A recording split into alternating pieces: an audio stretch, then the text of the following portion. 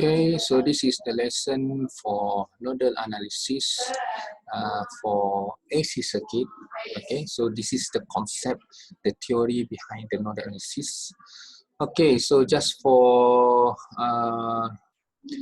maybe some recap, or maybe it's to recall back what we have learned on the nodal analysis. So the first step, what you need to do for the nodal analysis is to define the reference node. Okay, so usually the reference node we always refer as the bottom one, the bottom node. So this is actually the same one. So this is 0, 0 volt. So this is our reference node, and then also we need to identify the non-reference node voltage. So as you can see here, this can be considered as our V1, and this is V2. So the selection of the node is actually depend on the where is the node that have a very high in terms of connectivity between branches. So this one we cannot consider as a node because because you only connect only 2 branches. So we have this one, V1 and V2 as your node voltage. And then next step is actually to identify the current direction. Okay, and I would like to mention again that the nodal analysis, the objective of this analysis is to find the value of V1 and V2 by using the current, by using the KCL that entering the node. Okay, so right now the second step is to identify the direction of the current.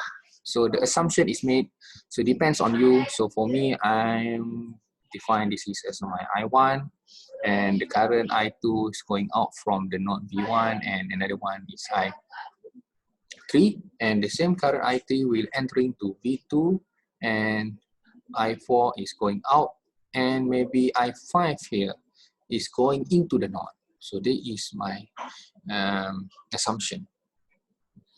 Okay, so for node V1, so you need to write down I1 is equal to I2 plus I3, and for node V2, so you need to write down I3 plus I5 is equal to I4.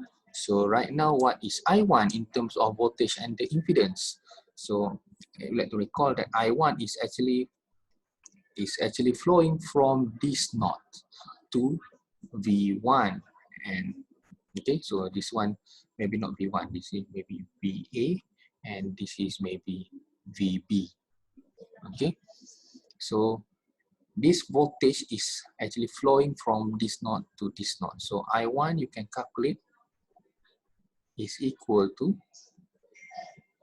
VA, okay, with an angle of 0 minus V1 over your sec1, okay, and I2 is flowing from V1 to the reference node, which is 0, Z2, and I3 is from V1 to V2. So I3 is flowing from V1 to node V2 over Z3.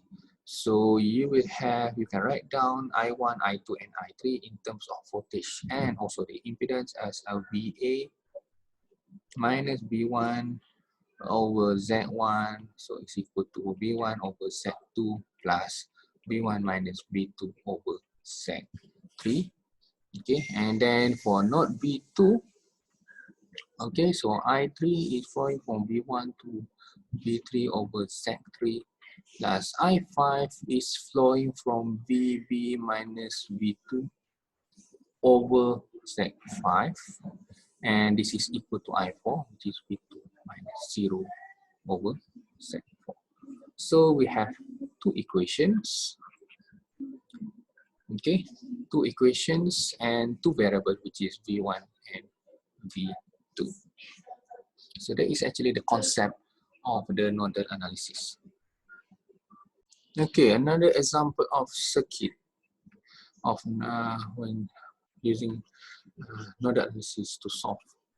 Okay, so let's try another circuit, a variation of the circuit, for example.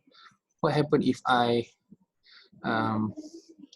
remove this impedance and just directly connect it to the voltage source, which is this one is VB. Okay, and then this one is VA. So what happened? Okay, so right now you still have two node voltage. Okay, so the node B1. So you need to actually got the value, got the equation I1 is equal to I2 plus I3. Okay, and then you need to solve this equation. But for node V2, you can directly obtain what is the value of V2, because right now, as you can see, the V2 is the node is actually the same node that connected to the VB. So you can just simply put V2 is equal to VB. No need to actually get the KCL equations at node V2. Okay. Okay, and then one more variation of this circuit. For example, I remove this voltage source with a current source. Okay, so this one maybe B angle 0, for example. So how to solve this? So same thing for the node. So you still have two voltage node. So node 1. So you still have to write down the KCL I1 is equal to I2, I3. So you have a VA minus B1 over Z1. So is equal to B1 over Z2 plus B1 minus B2 over Z3. Okay, and for node V2, okay, so for node V2, you have two currents that are going into, so equal to I4. So I3 is the current, so V1 minus V2 over Z3.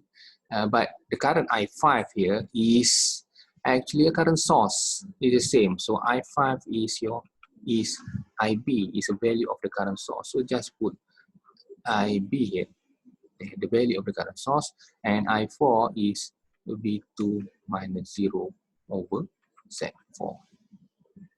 Okay, so there is another variation. Okay, another variation is what if between this node V1 and V2, you have what we call a voltage source. A voltage source. Okay, maybe this one is VB 0, not VB. Maybe I put it as a VC angle 0. What happened? Okay, so this is where you need to consider that this circuit has what we call a super node. Okay, so where is the super node? So this is the super node here that contains these two nodes, V1 and V2, as your super node. So as you can see here, you don't need to calculate I3 here because this is considered the super node. So what you need to do is just consider the current that going in and out from this super node. Okay, so